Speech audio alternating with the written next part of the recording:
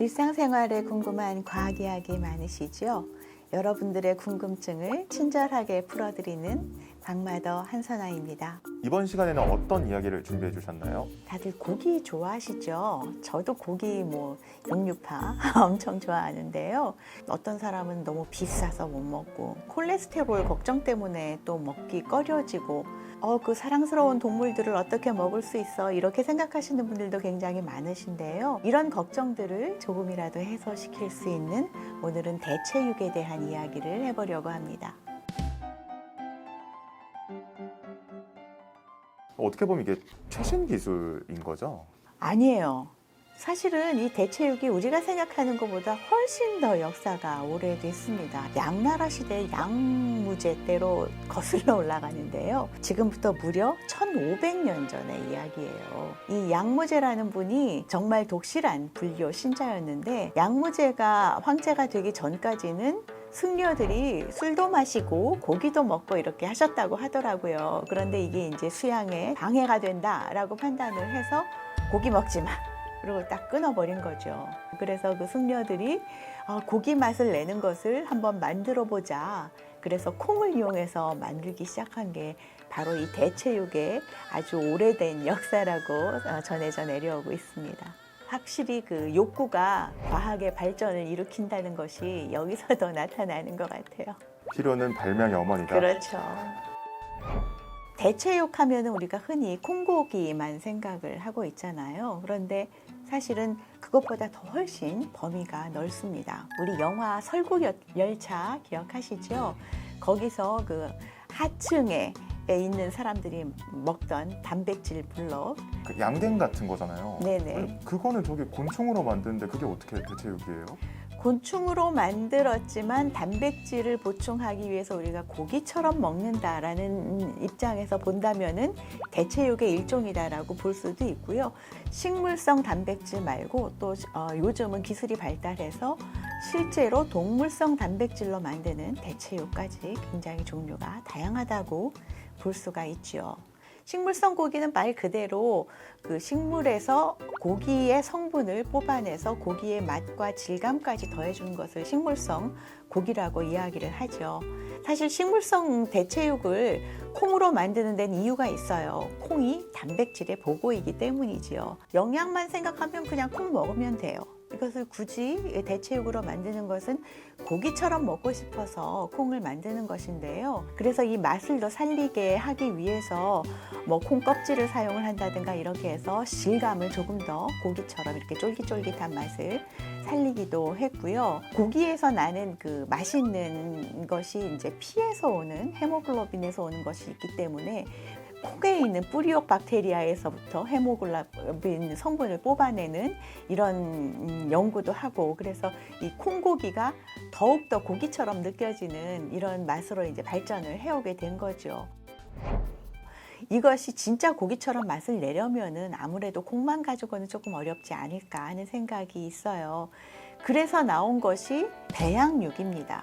이 배양육은 동물을 해치지 않고 실제로 동물의 단백질 체세포를 분화시켜서 고기를 만들어내는 것이거든요. 그 말만 들으면 되게 막 그 실험실 샬레라고 하나요? 거기서 막 자라날 것 같은데 그 배양육이란 건 어떻게 만드는 거예요? 우리 줄기세포라는 것이 있잖아요. 줄기세포라는 것이 있으면은 여기서부터 다른 세포들이 막 분화돼서 나오게 돼요.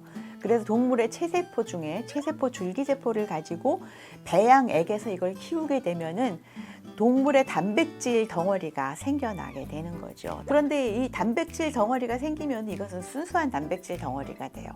그 닭가슴살 같은 경우에는 단백질이 거의 90% 이상인데 엄청 퍽퍽하고 맛이 없잖아요. 또 그 육즙도 있어야 되고 씹히는 맛도 있어야 되고 이런 것들이 있어서 그런 것들을 굉장히 많은 연구를 하고 계세요.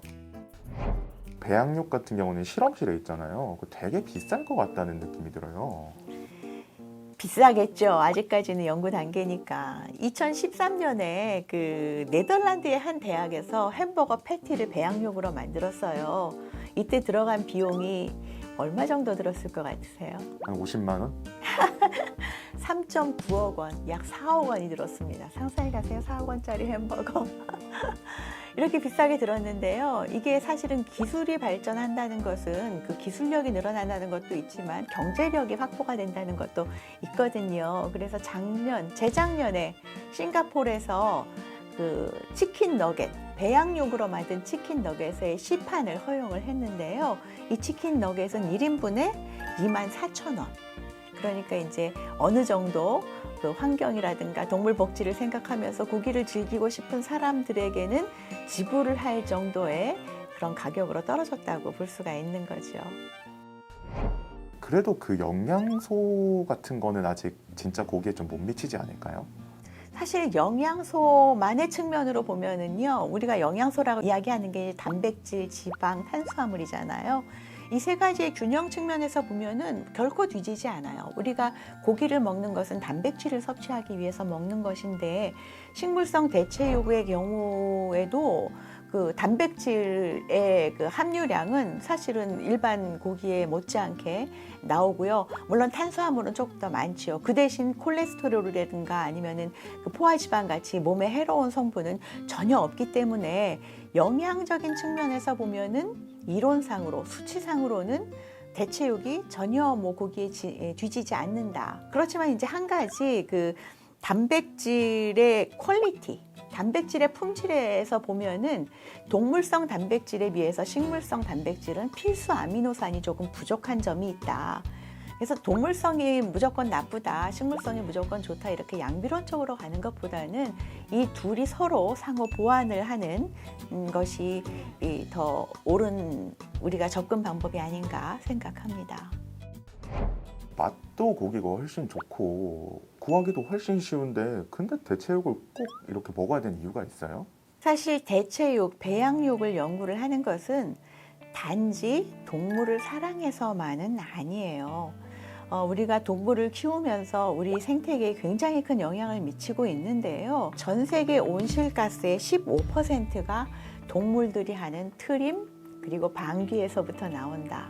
이런 연구 결과가 있습니다. 사실 온실가스를 줄이기 위해서는 동물의 사육 두수를 굉장히 많이 줄여야 된다. 이렇게 볼 수가 있는 것이고요. 또 그 전체 경작 면적의 3분의 1을 동물의 사료를 만드는 데 쓰이고 있어요. 그만큼 그 식량을 필요로 하는 곳에 식량을 제공을 할 수가 없어진다라는 이야기가 들게 되고요. 대체육 산업은 기존 축산업 대비해서 보았을 때 땅은 100분의 1만 있으면 되고요.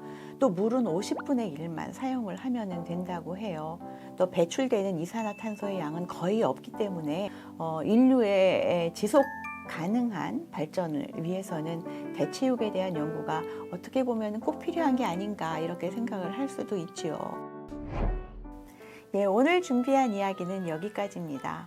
대체육이라는 것이 단순히 우리의 입맛을 위한 것이 아니고요. 우리의 환경을 살리기 위한 것이라는 것도 다시 한번 기억해 주셨으면 좋겠습니다. 오늘 이야기 재미있으셨나요? 재미있고 유익하셨다면 구독과 좋아요 부탁드립니다. 고맙습니다.